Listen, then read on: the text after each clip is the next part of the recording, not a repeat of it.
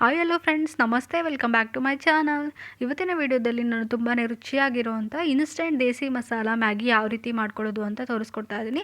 ತುಂಬ ಈಸಿಯಾಗಿ ಸಿಂಪಲ್ಲಾಗಿ ಮಾಡ್ಕೋಬೋದು. ತುಂಬಾ ರುಚಿಯಾಗಿರುತ್ತೆ.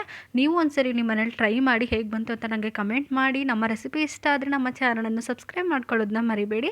ಬನ್ನಿ ಯಾವ ರೀತಿ ಮಾಡೋದು ಅಂತ ನೋಡೋಣ. ನಾನಿಲ್ಲಿ ಒಂದು ಪ್ಯಾನ್ಗೆ 2 ಟೇಬಲ್ ಸ್ಪೂನ್ ಆಗೋಷ್ಟು ಎಣ್ಣೆ, ಒಂದು 2 ಕಟ್ ಮಾಡ್ಕೊಂಡಿರುವಂಥ ಮೆಣಸಿನ್ಕಾಯಿ, 1 ಕಟ್ ಮಾಡ್ಕೊಂಡಿರುವಂಥ ಈರುಳ್ಳಿ ಸೇರಿಸ್ಕೊಂಡು ಬಾಡಿಸ್ಕೊಳ್ತಾ ಇದ್ದೀನಿ.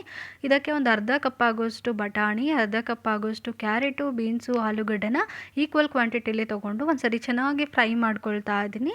ತರಕಾರಿ ಎಲ್ಲ ಎಣ್ಣೆಯಲ್ಲಿ ಇವಾಗ ಚೆನ್ನಾಗಿ ಫ್ರೈ ಆಗ್ತಾ ಇದೆ.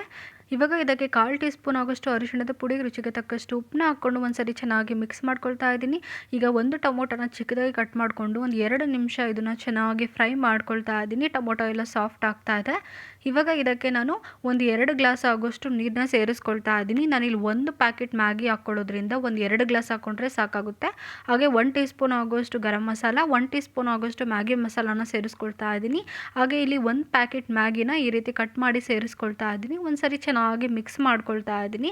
ಇವಾಗ ನಾನು ಇದಕ್ಕೆ ಸ್ವಲ್ಪ ನೀರು ಕಮ್ಮಿ ಅನ್ನಿಸ್ತಾ ಇದೆ. ಮತ್ತೆ ಇದಕ್ಕೆ ಒಂದು ಅರ್ಧ ಗ್ಲಾಸ್ ಆಗೋಷ್ಟು ನೀರನ್ನ ಸೇರಿಸ್ಕೊಂಡು ಲಿಡ್ನ ಕ್ಲೋಸ್ ಮಾಡಿಬಿಟ್ಟು ಒಂದು 4 ರಿಂದ 5 ನಿಮಿಷ ಇದನ್ನು ಲೋ ಟು ಮೀಡಿಯಂ ಫ್ಲೇಮ್ನಲ್ಲಿ ಕುಕ್ ಮಾಡ್ಕೊಳ್ತಾ ಇದ್ದೀನಿ. ನೀವು ನೋಡ್ತಾ ಇರ್ಬೋದು. ಇವಾಗ ಸ್ಟವ್ನ ಆಫ್ ಮಾಡ್ಕೊಳ್ತಾ ಇದ್ದೀನಿ. ಮ್ಯಾಗಿ ಕೂಡ ರೆಡಿ ಆಗಿದೆ. ತುಂಬಾ ರುಚಿಯಾಗಿರುವಂತಹ ವೆಜಿಟೇಬಲ್ ದೇಸಿ ಮಸಾಲ ಮ್ಯಾಗಿ ರೆಡಿ ಆಗಿದೆ. ಈ ರೀತಿ ಮ್ಯಾಗಿ ಒಂದ್ಸರಿ ಟ್ರೈ ಮಾಡಿ. ಎಲ್ಲರೂ ತುಂಬ ಇಷ್ಟಪಡ್ತಾರೆ.